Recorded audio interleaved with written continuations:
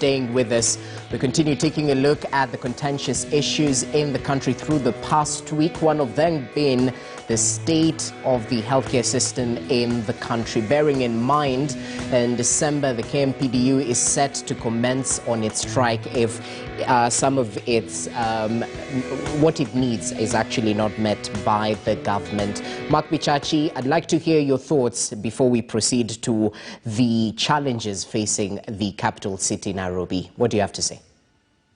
First, I would like to state to my fellow countrymen, and this is a free advice, you can even call it a PSA, that number one, there's a lot more bed space available for COVID patients in public hospitals than there is in private hospitals. That is a fact. Number two, that the Kenya medical unionists, what they're doing is what any person would do in their position. And there's a saying in leadership that says, do not let go of a very useful crisis. Always make sure you make use of a crisis. Now, what are they doing? Number one, we must understand that calling for a national health workers strike is a bit illogical, in the sense that most of these health workers, almost 99%, are county employees. And therefore, the unionists in Kakamega have done the right thing in the sense that they've localized their strike. Why? Because their real employer is the county government of Kakamega. Creating a national strike is just using the pandemic to the advantage of the union, and I cannot blame them for that. If I was a unionist, that's exactly what I would be doing. That said, we must also understand that devolution has now been around for close to 7.5 years. We must ask our county governments and indeed our governors what they have done with the resources that have been allocated to them over the last 7 odd years, and how come they are now not prepared for COVID. Because we must be aware that preparation for COVID is nothing special. It is simply a supply of oxygen and making sure that your people are adequately equipped with PPE kits. If you fail to do so, it is not just a question of asking KEMSA why they didn't supply. You must also ask the county governors why they're not prepared. Now, to the national government. The national government has one responsibility and one huge leg in this game, and that is KEMSA. Now, unfortunately, KEMSA has indeed faltered in how it has been delivering these PPEs. For the CS to come out and tell them to distribute the equipment that they have should be a no-brainer. Whoever is in charge of KEMSA, chairman and CEO, should actually be actively looking for ways of ensuring that every health worker is adequately protected. That is a no-brainer. But if we are going to approach this issue in the manner which I'm seeing it being debated in public, as though there is one button we can press to fix all the mistakes different 47 governors have made, we will miss the point. What we need to do to protect our health workers is to ensure that county governments, are compensating them and treating them according to the law and according to the agreements that already exist.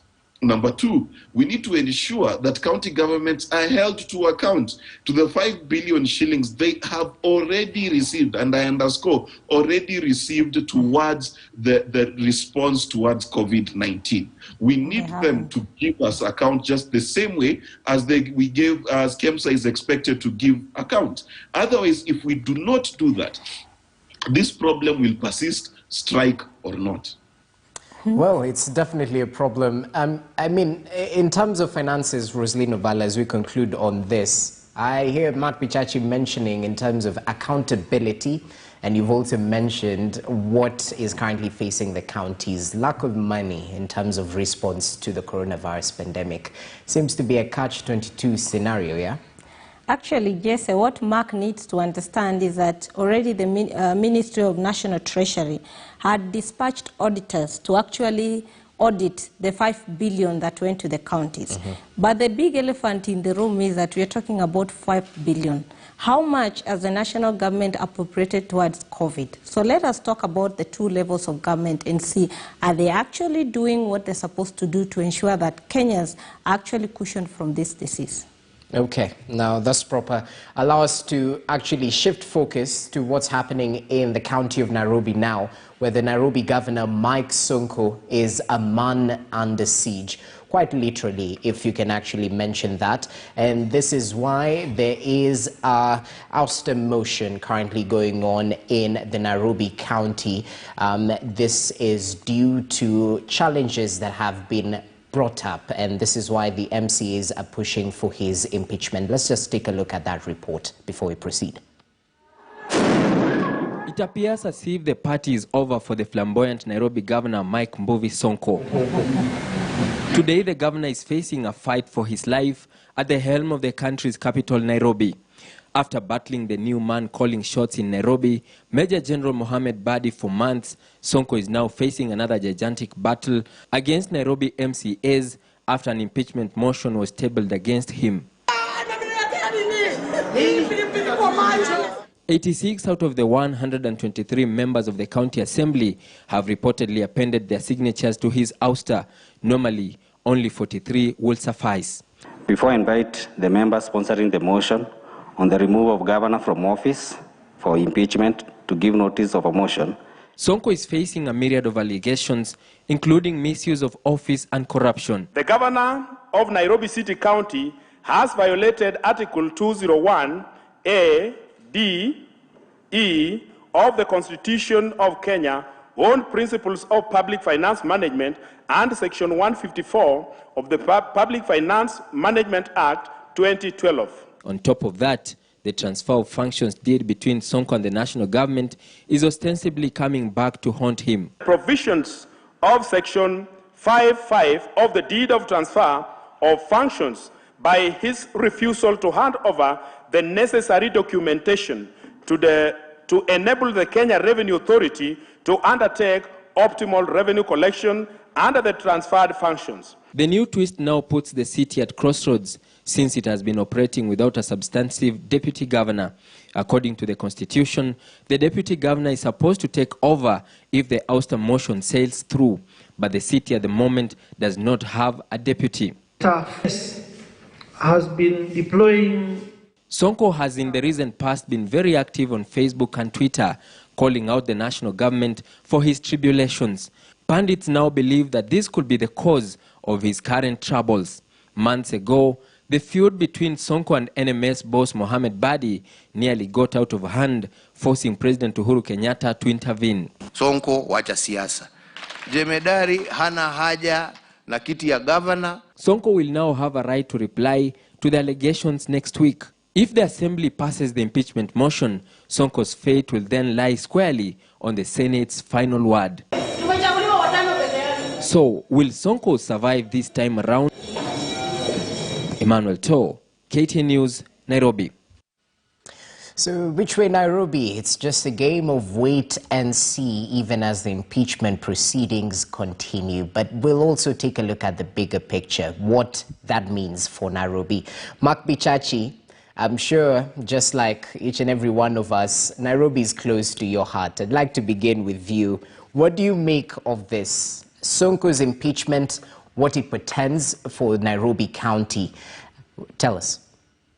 Well, number one, of course, I am elated. As you know, me and the prison prefect have no love lost between us. And secondly, I am very happy that I'm seeing the end of a Trump era and very possibly and likely the end of a Mike Sonko era, because these two people are exactly the same. If you look at their social media, if you look at how deranged they are on how they cover these topical issues, you'll understand these are creatures of the same flock. But I'm elated for Nairobi simply because we can see what proper leadership in General Badi can do for our city pretty quickly. And then we also have a juxtaposition of the 2 years before, when Sonko was running the show by himself and basically running everyone out of town. You can see his deputy quickly resigned. You can see how many CECs left. And Sonko has been the architect of a lot of chaos within the county of Nairobi. So this is literally good riddance to bad leadership. But secondly, we must understand also that Sonko has a number of active criminal cases around him.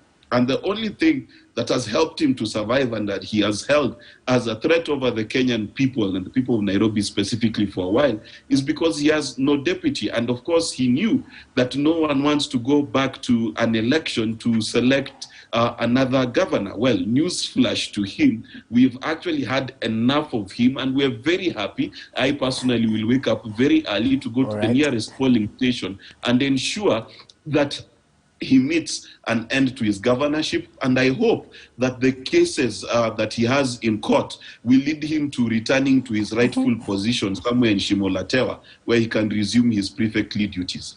All right, Rosaline, let's look at the bigger picture here. Is Nairobi better off without a Sonko leadership right now? Let's also bear in mind some of the changes the BBI had proposed to make in terms of Nairobi and its special status, which has been negated so far. Just what you need to understand that the position of a governor is an elective position. He's serving under the direct mandate of the electorate. So as much as the law allows that you can enter into a deal with either arm of government, actually the law says that if you are not able to handle functions, you can enter into an agreement with another arm of government that has capacity to undertake these functions. And this is why Sonko entered into the deal of transfer, where he transferred 4 functions, that is the health, transport, public works and development. And in this case, he can actually also decide to cancel the deed of transfer as per the law. But in the event that this motion that has been tabled in the county assembly goes through and it proceeds to the Senate and Senate upholds the impeachment, then remember the Speaker will have to step in for 60 days to organize another election. The question is the country or people of Nairobi ready to go into an election now in the middle of a pandemic and just over months to the next general election? I think that is a question we need to ask. The other issue that we need also to refer to, and Mark has touched on it, is that which kind of leaders do we elect to these positions? Remember in 2013, most Kenyans elected governors of the basis that a governor was supposed to be a CEO.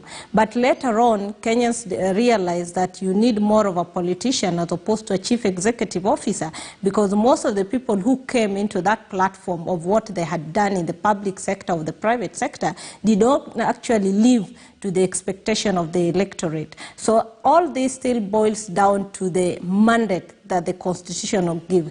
And the Constitution is very clear on how you can remove the governor. I have seen and I've followed the conversations in Nairobi, and if you look at even the MCAs who have actually signed this impeachment motion, we have 86 MCAs out of 123. That is on the higher side, because we expected that we'll have 43 MCAs to meet the threshold. But this is a higher number, and it indicates that actually these MCAs have decided to send Sonko home. And this is not the first time that we've had an impeachment process against Sonko. Remember, there was a time back that the MCAs actually tried to kick Sonko out, and we were told that it took the president, Uhuru Kenyatta, to actually intervene. And what we've seen currently, that he has continuously appealed to Sonko to work together with General Mbadi, and it seems this is not the case. And if you talk to the MCAs, they're saying that what has landed Sonko where it is, apart from refusing to hand over the requirements of the 4 functions he transferred, in the financial bill, that is the budget, he has also refused to sign the bill, the 37.6, and returned it back to the assembly, saying it was illegal.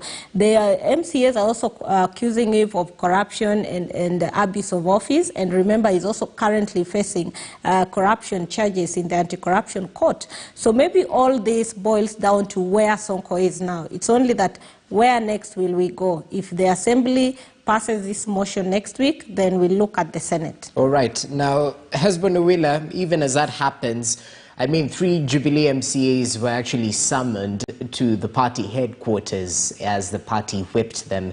And this was in regards to the Sonko impeachment motion. Are you ready to go back to the ballot? I assume you vote in Nairobi, Husband. Would you be ready to go back to the ballot? Well, I think the question of whether Nairobians are ready to go back to the ballot or not is now a non-issue. Because look at it this way. It's going to be inevitable for the simple reason that Sonko knows that he is in this privileged position where he doesn't have a deputy governor, and, you know, his impeachment would cause some sort of turmoil, you know, and disruption towards, you know, the election that is the general election that is not very far from today. So he sits in a place that he thinks he has too much leverage on how he can call the shots. And I think he has been saved enough times by the powers that be, because this impeachment motion is long overdue. Whether it sails or not now is a function of the MCAs. But if you look at the grand scale of things, the functions that have been transferred to Major General, which he has executed excellently, if I may say, and then the functions that Sonko remained with are crippled. And they're simply crippled. Both functions are crippled simply because he's the only person who can ascend to the 37.4 billion budget. No one else. Now, if he's frustrating those efforts, who gets the heat? It is the MCAs in Nairobi, because the services are not going to be delivered to the people.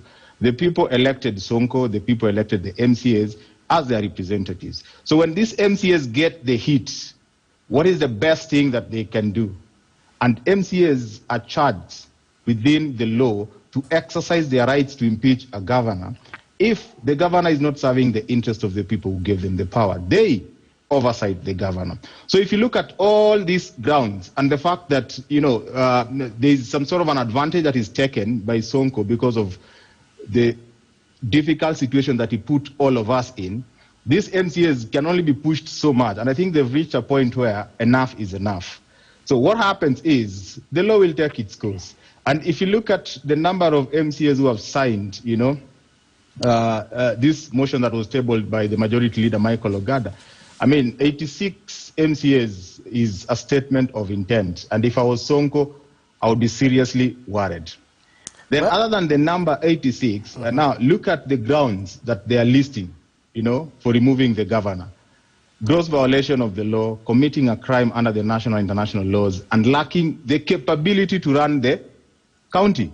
And you can actually see that these are things that make sense to so many Kenyans. You know, that capability was non-existent. That is why we had NMS come in. And then, of course, gross violation of the law, that is the only one who can sign for this budget and is the one who transferred functions to the national government. And then he is frustrating. So to a large extent, if Kenyans were to go if Nairobians were to go to an election, it is because we've been forced to go to an election. We've tried so much to find a middle ground where Sonko remains the governor and our interests are served. But I think it is his own making to frustrate that, and it is pushing MCAs. But let me say this as a finality, that whatever is happening in Nairobi is very good. I mean, Kenyans are beginning to realize that there is a lesson here, and we have to learn this lesson, that a governor's position is not a position to be given to anyone. You must give someone who has a capacity. And if you don't, this is what you end up with. You end up in a situation where it is one frustration to another. And then a lot of noise making on Twitter, a lot of things that are neither here nor there. And going forward, I think Nairobi will probably be used as an example of the kind of people we need to give the power to manage our resources. Just like Roslyn has said, I mean, the governor draws his mandate from the people, but the governor is not a representative of the people. The governor is supposed to be an executive to run a county. So we should run away from the issue of, oh, this guy is a good guy. No, is he a manager? And he manage resources.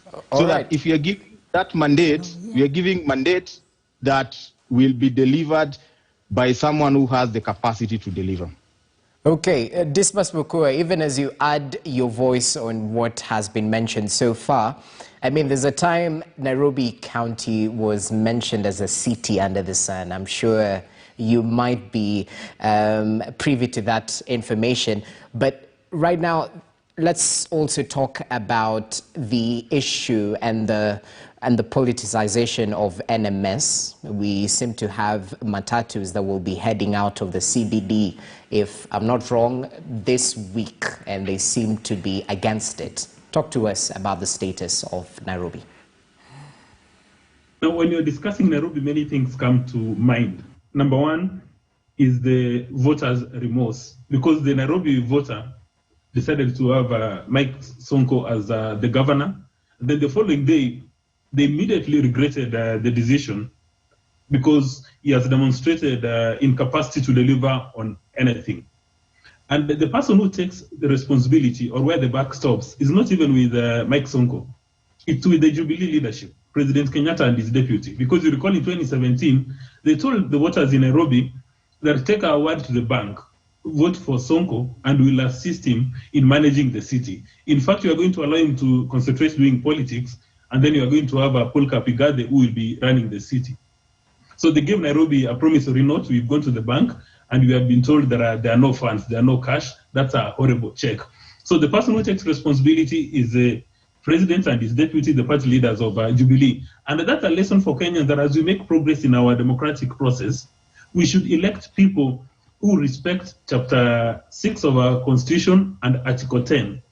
People who can actually deliver. Because what Governor Sonko is doing in Nairobi is serving his own selfish interest. He doesn't care about Nafula, he doesn't care about Akinyi, he's only pursuing his selfish interest. Because if he was pursuing the accumulated selfish interests of the people in Nairobi, he would have either resigned long time ago or appointed a deputy.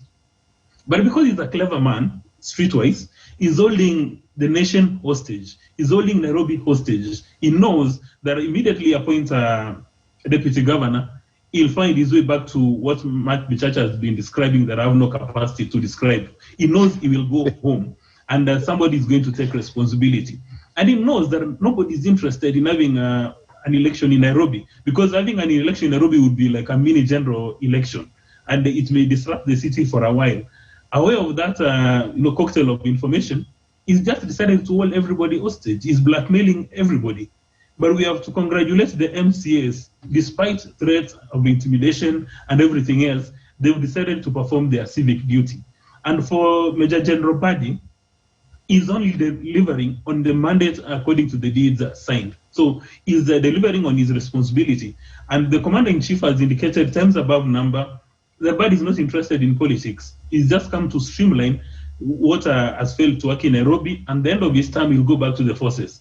General Badi is not a retired officer, so he'll go back to his responsibility. And he knows that he has to deliver, because if he doesn't deliver, he'll get into trouble with his boss. But really, as we look at 2022 and the people we want to elect into office, let's look at their track record of success. Let's look at them whether or not they can turn around the economy. Because it's only fools who do things the same way and expect a different outcome. Because right now we've got all manner of people who are telling us they want to be MCAs, MPs, senators, and everything else. But yet when we get to 2022, when we go to the voting box, we become emotional, we become irrational. We elect people who have got a very good track record of stealing and expect that as soon as they take office, they're going to be saints. They're going to run Kenya like the way the Pope is running Vatican, or they're going to run Nairobi County the way Cardinal Tunga used to run Nairobi. What is wrong with us Kenyans? Why can't we vote with our selfish interest in mind? That is what you're supposed to do every single day. Let's look at the scoreboard when you're going to cast a ballot, because the people in Nairobi who are emotional and irrational in their voting, right now they are bleeding. The Mamamboga who was emotional and irrational and voted for Mike Sonko, expecting that their socioeconomic status is going to be taken to the next level, right now they're bleeding. So for me, I think when you look at it on the extreme side, it's probably useful that the Nairobi voter is suffering from the voter's remorse, hoping that this painful experience, this painful torture will make him wiser in 2022. I mean, we can talk about Nairobi all day long. Unfortunately, the bills have to be paid. So let's just take a short break right now. We'll be back with a lot more. But remember, we do value what you have to say back at home.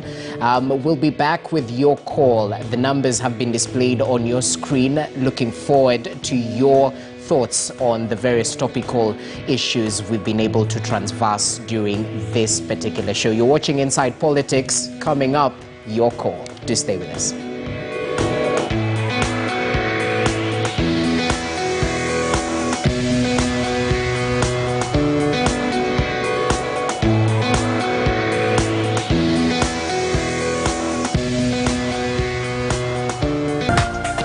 This is KTN News.